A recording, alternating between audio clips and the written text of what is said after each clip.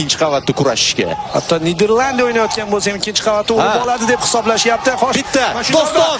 Voy, yana Doston. Sherzod, shu yerdan. Shu yerdan. Yoqan kombinatsiya. Mazgavoy. Yaxshi imkoniyat. Igor! Bir gol.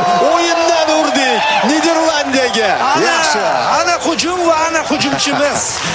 Igor epizodni topda bitta teginishda hal qildi o'z uslubida. Qoyil. Himoyada yotib olmaydimi Gollandiya deganlari, biz vaziyatdan foydalanamiz. Endi maqtansa bo'ladigan daqiqalar urib oldik. Vaqti hozir ayni vaqtda emotsiyalarni chiqarib olaylik biz ham. Penaltini evaziga olgan vaziyatimiz. Ikkita o'yindan beri kutayotgan golimizda emotsiyalarni chiqarib olaylik do'stlar, to'g'ri tushunasiz? Ya bu arziydi. Ajoyib. Yo'q, offside. Zo'r. Hammasi yaxshi o'ynaldi va raqib oyog'ida keldi.